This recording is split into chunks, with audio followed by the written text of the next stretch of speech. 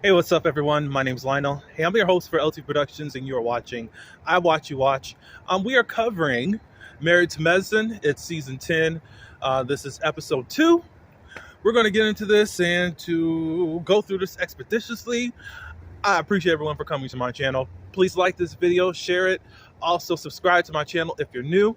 If you already are a subscriber or a frequent watcher, welcome back. And if you're just a frequent watcher, aka spectator, go on and subscribe. You know you like it over here.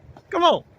Also, leave your comments about this show and my commentary if you feel to do that. All right. So, of course, is what I like to call them. We have some interludes that are going on. Dr. Heavenly is with Alicia doing exercise. Dr. Simone is talking with one of her patients. And then we end up with Toya and Eugene. They're in the car and they're having a lightweight discussion about sex. We're finding out that the oldest one, or one of them is texting his girlfriend. And I don't know which one it is. One is 10 and one is 12. So it was like, ooh, hopefully it's not the 10-year-old. You know. So at this point, I think that Toya wants to have a sex talk with Dr. Eugene. All right, so the first real scene is Phaedra and Quad. And of course, Phaedra answers the door, and what happens? Did it look familiar to you? It was the whole freaking fraud type of show that they had on Roa. Y'all remember that? They always been there, done that. Come up with something else, ladies. All right, so Quad has been traveling to Africa, and she has someone that she's dating. And the producers try to get out of her who she is dating, and she says, gentleman friend. It's new, so you got to hold on. And I think that is cool. So why would you try to bring on someone who's not really a potential? Why would you have someone try to release footage for a random at this point? You know, let them really get to know one another, I think, you know, instead of just trying to, let's see who Quad's dating. Not everybody wants to be just documented if I went on a date with the person. And then you're always associated with this person if things don't even work out or we don't even get past the second date. Shout out to Sutton. So Phaedra calls on her butler. He's a male and young, called Benji. I think Phaedra wanted water and Quad wanted tea. So he brings it out, and of course they are making a few comments. Oh, he's young, too young for me. But of course they think that he's hot. And of course, I don't think that this is her real butler, and it's just for TV. Because, you know, Phaedra will orchestrate everything around her to do what she needs to be done so that you don't really talk about her. It's been, I'll hold on. You know I'm ready to go in on her at any chance and any point that I need to. So, okay. But y'all are entertained, but she don't have to give you a reality. Keep that in mind, Phaedra fans. So they start talking about how Toya and Sweet Tea are close. And she says Quad at least is not really affected by that. She's expected it to be that way. So because they don't really get along, and Quad says she doesn't know why she has this vendetta against me. Now online they were saying, well, and also with the flashbacks, like there's stuff that you did insinuate on last season. I remember at the reunion that Toya and Quad squashed the beef. So why would it continue on in season 10? Y'all help me, because I don't know anything else that happened. I don't know anything else other than what I saw at the reunion. Quad apologized and all this good stuff. But Toya does say in her confessional that Quad's apology are usually, or no, she said this on Watch What Happens Live. Quad's apologies are if Andy pushes her to do it, that she won't do it on her own. Okay, Toya, but are you just for show too? Because you acted like, okay, we're going to squash this and move on. So I'm just lost. It's like, but whatever. But y'all let me know. She does, Phaedra brings up that they were talking about her having a DUI. And she said, that's actually incorrect. I was cited because I didn't want to take a breathalyzer test. She went to court and her lawyer ended up getting the charges dropped. So technically she did have a DUI, but not really a DUI. So that's over and done with. They talk about Heavenly. Quad is bothered that she's hanging out with Sweet Tea. Um, and I got something to say about that. And she says, well, Quad heavily says that we're sisters, so why would you be doing that? And why would the others be hanging out with her? Da, da, da, da, da. On the flip side, why is Phaedra hanging out with her?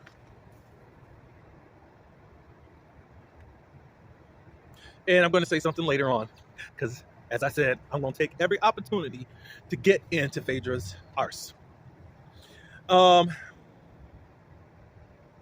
Phaedra says, well, Heavenly and all of them are saying that you just really withdrawn yourself from the group. Quad says, have you called me? All this good stuff. Who knows what's up between those two? They usually work it out. Let's see if they're going to work it out this season. Okay, so we move on to G and Sweet Tea, and I call her AKA Sweet and Low. We find out that Sweet and Low is the program coordinator for the Army. She gets to work at home and still be the wifely duties without being a wife around the house. He relies on me. G does this. Oh, so you're that type of woman. You're that type of traditional Stepford's wife, basically. And of course, you get access to the money. So she's in her confessional and saying, go after everything that you believe in and get it. All you had to do is just go into the DMs and offer up something that you really couldn't freely give. You said that you could give him a baby, but now you got to go to fertility specialist. You are providing youthfulness. I can give you that. But what else? You're providing submissiveness to a man. So you mean the most getting that you really got is to go get a man with a bag. I got a question for social media. Y'all ain't gonna like me for this. Y'all gonna have all these questions and gripes. But how come when Portia goes after a man with money, she's getting the bag? But y'all are saying repeatedly online that Sweet Tea and Quad are gold diggers. And it's this negative connotation on it. But she's living her best life. Portia is, but these other girls aren't. So what is it? Do we hate gold diggers or not? Or are they getting the bag? What are they doing? I mean, Sweet Tea still had a job. She was living in Washington, D.C. And that's not it's an expensive place to live. Could she handle things on her own? She had to have been handling things on her own. Plus, she gets certain benefits since she was in the Army anyways.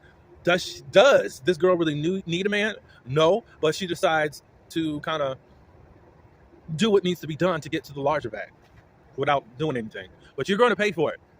Trust. So I just need to know. Gold diggers are either bad or they're not. Or is it just bad for people you don't like? And others, it's okay? All right, so Sweet Tea is frustrated. She's stressed over it. G is also fussing a little bit about being financially responsible for this wedding. And Sweet Tea says, hold up. How much are you actually paying for this wedding? And G says 90% of it. So Sweet Tea is bringing something to the table. But what? I don't know. But oh well. I want to know what she's paying for exactly. G's like, well, Sweet Tea wants him more involved. And G's like, no, you can plan it. I don't need anything to do with this. Even about the colors and all this stuff. He don't want to be a part of that. I can't say that I blame him or whatever. That's his prerogative. G's like, well, how did this wedding become so stressful? They just kind of do this whole banter back and forth type of mess. That's it. All right. So Dr. Jackie, we're in her office. She's talking with one of her assistant doctors, Dr. Bullock. Jackie has made it in her career at this point that she ends her day after her last appointment at 2 p.m. That means who's ever at 2 p.m., that's her last patient, and she goes home. Of course, Dr. Jackie has so many things going on that it's even scaring Curtis, who's usually alone, so he can go be caught in airports, in blogs.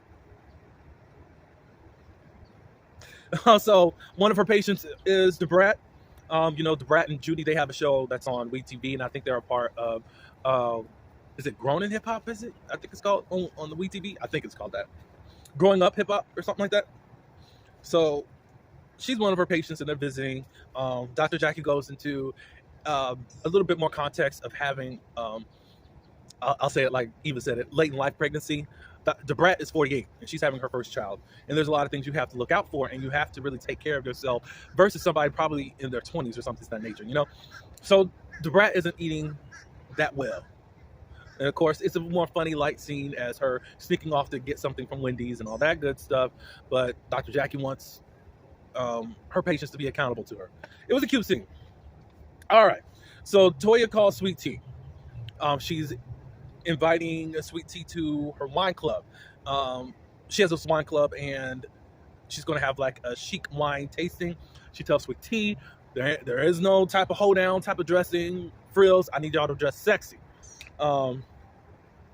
They do, I think they said that, I think Toya calls her little sis, or at least one of them either says big sis or little sis. I forgot who said it in their confessional. So anyways, we move from there because Dr. Eugene has come in and just says in a nice way that he wants to spend some quality time with Toya, and they get off the phone.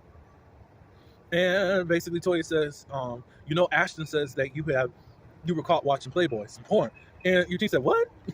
No, I was watching something on Apple TV. It was a documentary about Playboy and all that good stuff. So anyways, Toya says, you know, I think that we need to have the sex talk. Eugene says, okay. I don't think that they're pretty hesitant, but they did want a different type of relationship with their boys versus what they got. Eugene already says that his sex talk with his dad was they gave him some condoms and says that if you get her pregnant, they'll kill him. I'll just say the only thing I got growing up is if you get her pregnant, you can't stay here, which is very awful. But for some reason, you get shunned and cast off if you do something, quote unquote, irresponsibly, due to curiosity, due to hormones, due to peer pressure, due to all other stuff that's weighing on you to go on and have sex. And now something has disrupted your life. You're being cast out of the family or being shunned. It's really ridiculous. It's ridiculous how baby boomers have just done things, and even their generation has done things towards young people, and how it's really still done today. And I think it needs to change. But I'm glad some of us, at least in the millennial age, is changing that. And let's have talks. So Eugene and Toya, they talk about, you know, sex, but they also talk about STIs and STDs. You know, some things you can never get rid of. They talk about crabs, about getting bumps on the peen. You know, it's good talk. Stuff happens. You need to be prepared for it. Toya says, you know, let's try to wait till marriage. I don't think they're going to wait till marriage. But they talk about ejaculation versus orgasm. I was like, ooh.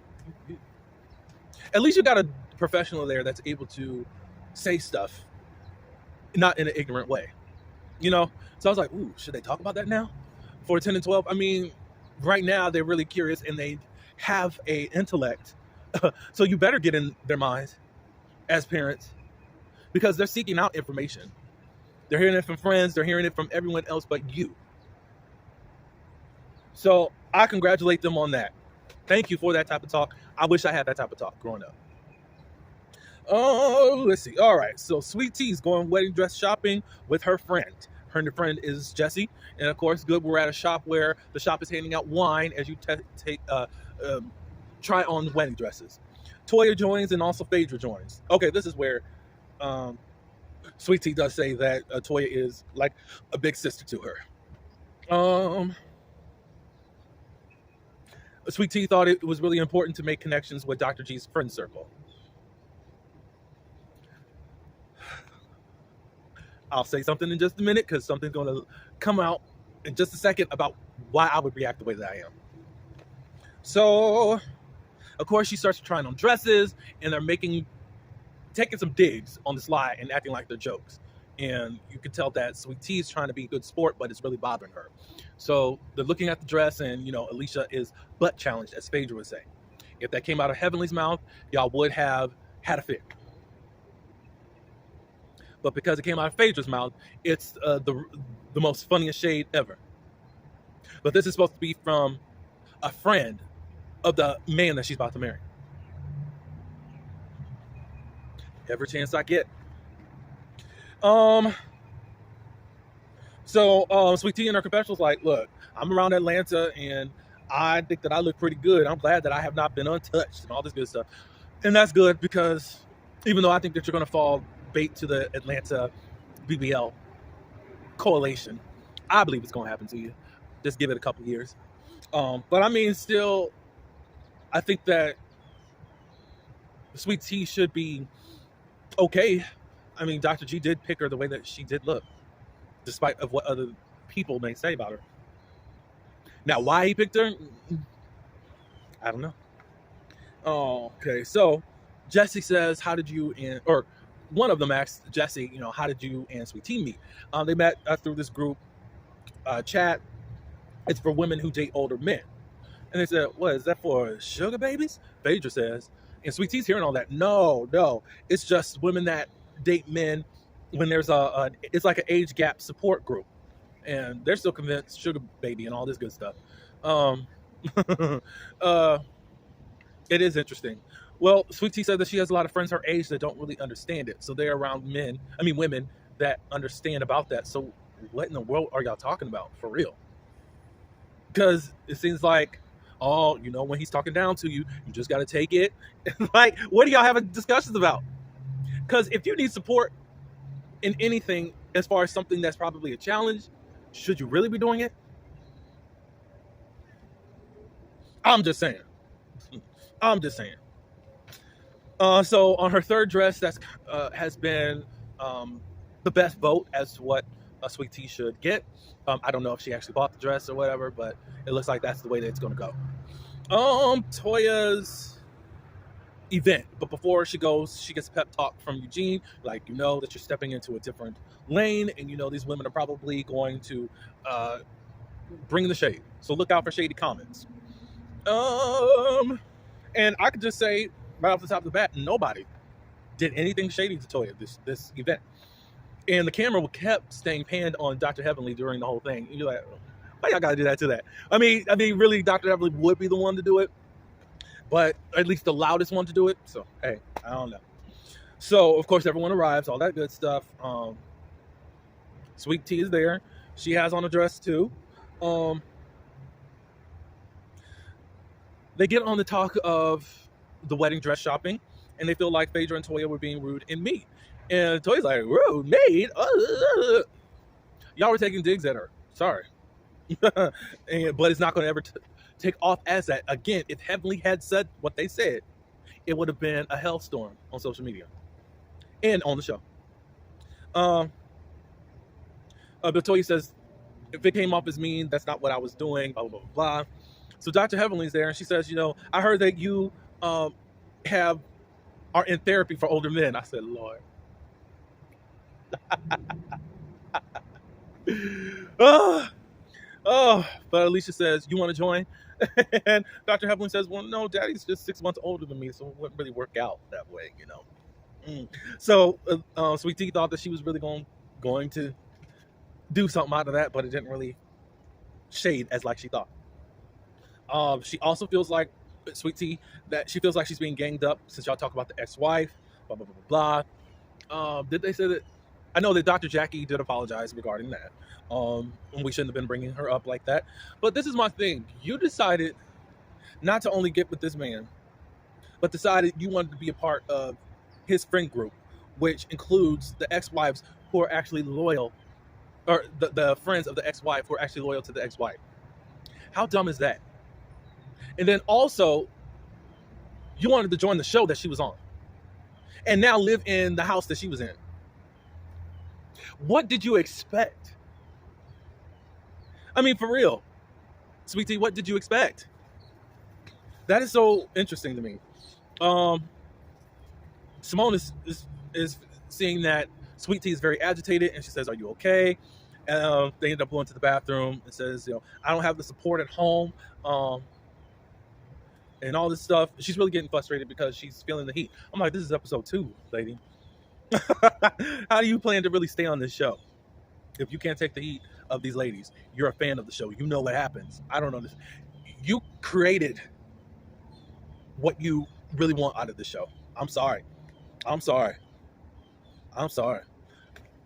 Dr. Jackie, they start questioning Phaedra a little bit. Like, so you're friends with Dr. G and his new fiance and all that. And Dr. Jackie said, if I divorce my husband, y'all can't be friends with him. Like, and that's the thing that gets on my nerves, because how in the world was Phaedra mad and Candy and Todd for remaining friends with Apollo. And that's the gripe that's online too, as to why they think that Candy is just so shady and this and awful. But then you got Phaedra here on the fence trying to be G's friend and also Quad's friend, but then also going wedding shopping. But Quad is mad at Dr. Heavenly for going out to eat. Explain all of that. Phaedra's coming to all the events. And if you really, I'll get on that in just a second.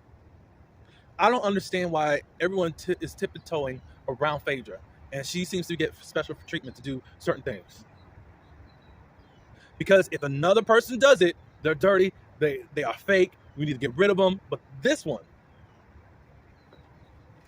All right, so Toya brings out this icebreaker thing, and it's going to be box wine itch. You'll be crowned if you get the answers right. And it's basically expensive versus Costco. You're going to taste the wine, see which one's expensive or not. Simone says, I'm not a wine girl. Just give me the brown. Hey. I think someone ended up saying one of the wine. Oh, Sweet Tea says one of the wines tastes like communion wine.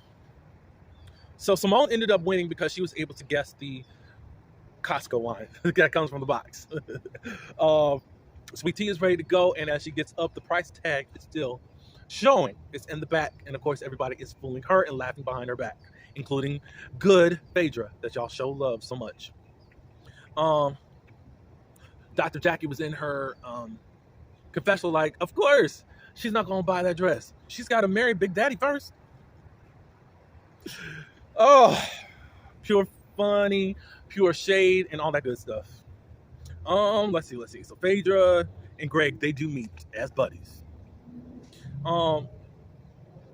Phaedra asks, do you really want to get married? I'm gonna say this again. I think that Dr. Greg looks great with that beard and that salt and pepper look. It really does him well. It improves his looks a lot.